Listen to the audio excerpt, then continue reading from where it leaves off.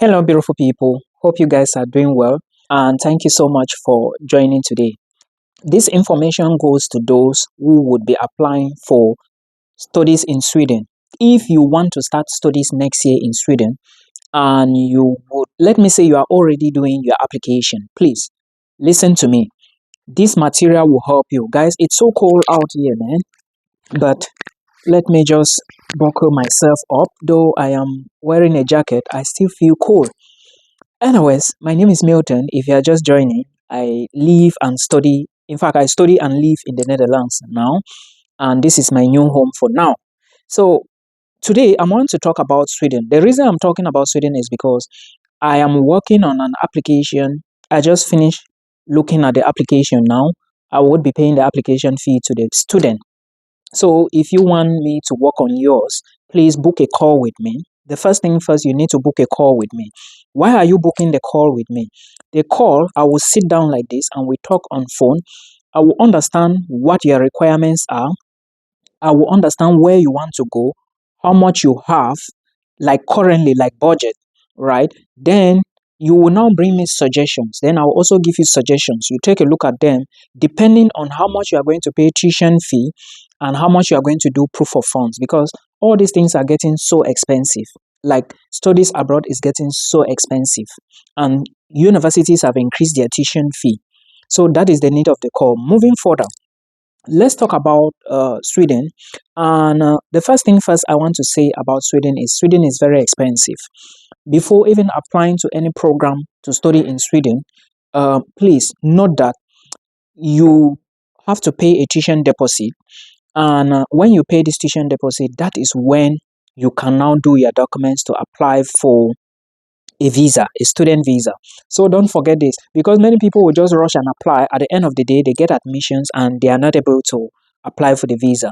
Please note that you need at least 75,000 Swedish krona, which is approximately close to like 5 million. Some programs even charge more than 5 million as tuition deposit.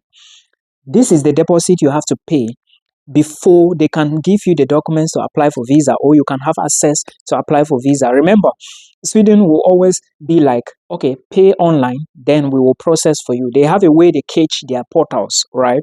So you need to put all this into consideration. Put that point number one. Point number two. Point number one is you need money to pay tuition deposit before you do proof of funds. Remember, proof of funds to study in Sweden, you need to have the money in your account. A company cannot sponsor you. All these things I'm talking about are found on Migration Vector's website. Pay attention to this. Now, point number two, you can migrate to Sweden with your family, right? So to those of you who have families and you are looking forward to immigrate with your family, your husband, your children, or your wife, then sit down and look at your money. How much money do you have? Can the money actually carry you to Sweden? Looking at your tuition deposit and looking at the other money you are going to pay in the second semester. Remember, I almost forgot this. Remember, if you've been watching my videos, by the way, you should already know this. Sweden charge per semester. One semester is 4 months. So the money you are paying before you start your visa application is the money that will take you for 4 months when you go to Sweden. The next money you need to pay again should be from, I think, January. So if you pay and go in September, October, November, December, you have to start again January and pay. Do not pay the first money with the intention that, oh, when you go in, you are going to hustle and pay the balance. It's not going to work. It's going to be impossible, right? Because when you go into a country, a new country for that matter, you need time to actually arrange yourself. You need time to get your student card, register in school, get residence permit, get ID cards and stuff like that. For me, it took me like 1 month to get all those things in the Netherlands, because the Netherlands is one of the strongest countries in the EU. They do their things fast and they are straight to the point if you follow instructions. Now, in the Netherlands, for you to work here as a student, you need to come here, get a contract, or you get it from your home country. Then take the contract to municipality to get BSN number, which is equally the tax number. Then when you get it, you now use You are going to take the contract there for them to check if that house exists. Then when you finish from there, the next thing now you need to do is they will give you the BSN number. Then you now create an account. You go online, check which bank you want to open an account. Open the account. It will also take time for the bank to bring all those things you sign and stuff like that. Then your account will be ready. You now give it to school, or you now go collect your residence card. But as soon as your account is ready, you can now go and get your residence card. There is a procedure for everything.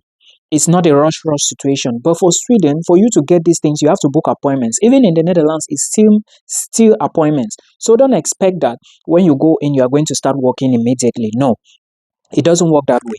It's going to take you a lot of time. It's going to take you time to actually stabilize, right? So put all of these things into consideration. Now, when you finish, you will get the documents. Before then, you will still need to pay money in school. Tuition fee in Sweden is very expensive. Some schools are charging. I just finished looking at this girl's application, and the program she selected, she's going for bachelor's. Her programs are like, I think the other one is like 75 Swedish krona. The other one is like 75,000. Then the other one is like 80,000. That's approximately 4.8 to like 5 million CFA francs. Now, Nigerians, your currency is down, right? Convert that. You are going to see that it's almost 2 times Cameroon money. CFA to Naira is now below CFA, even 2 times. Like 25,000 CFA now is like close to 80 to 90,000. I don't understand. So please put all of this. Now, another thing I want you to understand about Sweden is that they are making their immigration laws now very difficult. So if you are moving to Sweden with the intention that you may ask for Adoro, you have to be careful. Okay. Also understand that Adoro is not something that just comes immediately. No, you have to wait for some time to get it done. I will not encourage this particular method, but if you think Aduro is the best option for you, fine and good, take it. Again, for families, for couples, I don't encourage you because one person can be stuck in that thing for a very long time. So please put all these things into consideration.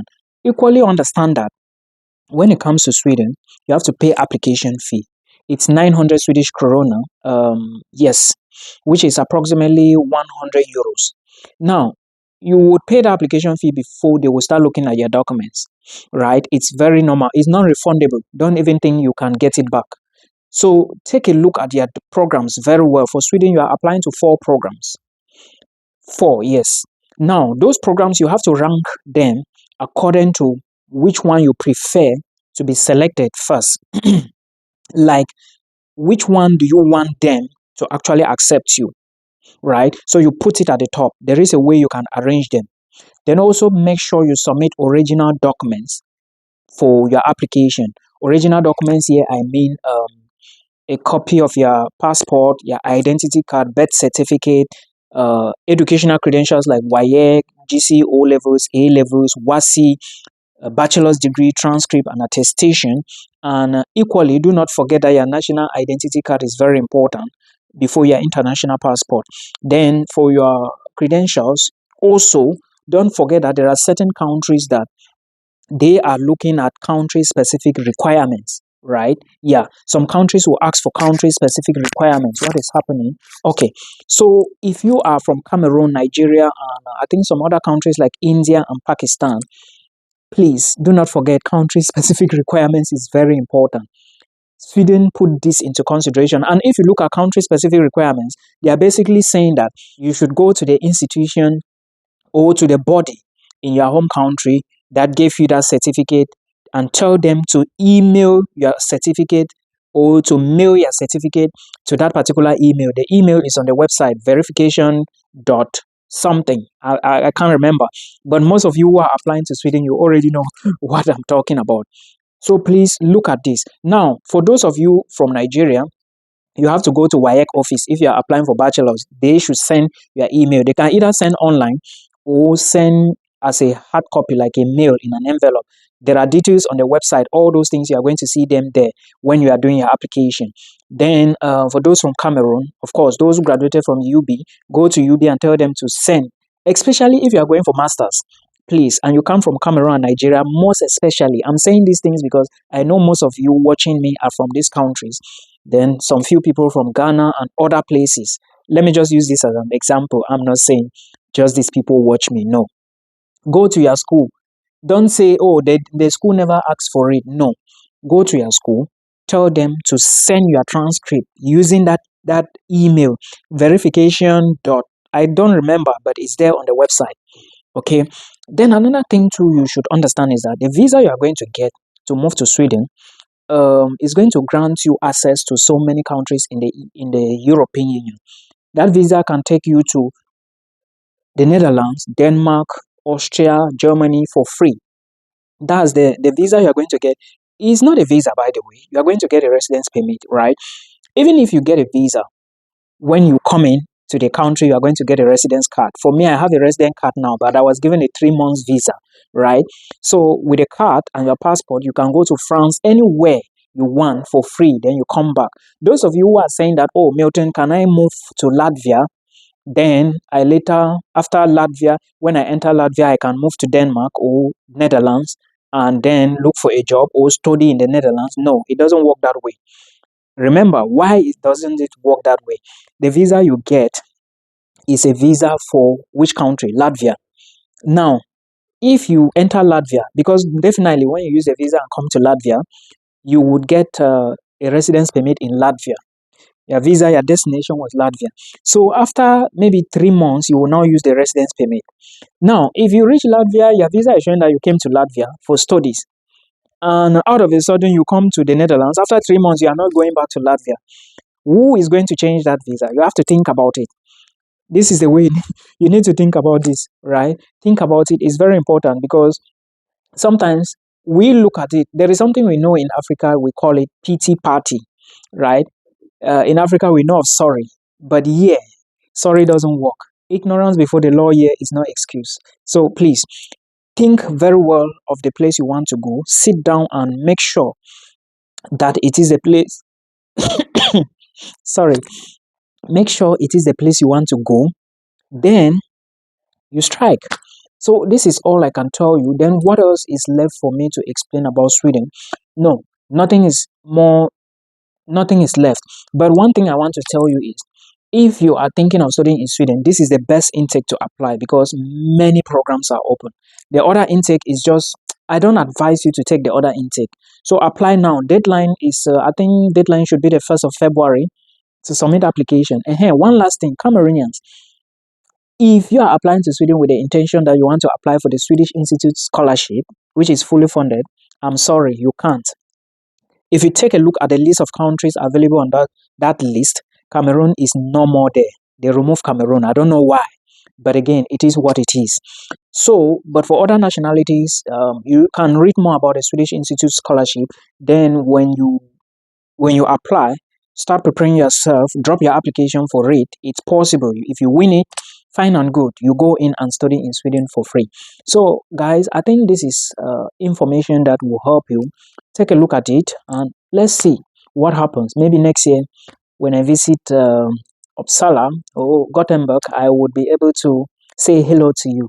And let's see what happens. I will keep dropping materials here so that we can all just keep trying your best. There is also a video I did about some schools in the Netherlands that have fully funded scholarships. I talked about University of Maastricht. I talked about Utrecht. No. I talked about University of Twente. The scholarship is ending on the 1st of February. First, you need to apply to the school. Secondly, you apply to the scholarship. When you apply to the school, there is a link, study link. When you apply, study link is going to direct you to apply for the scholarship. Please do not forget. There is another scholarship, the Commonwealth Scholarship I talked about. I'm still going to elaborate about it. I hope this is good. Well, if many of you may have noticed maybe something with my camera, I'm using a different device now. Bye-bye for now. We meet again.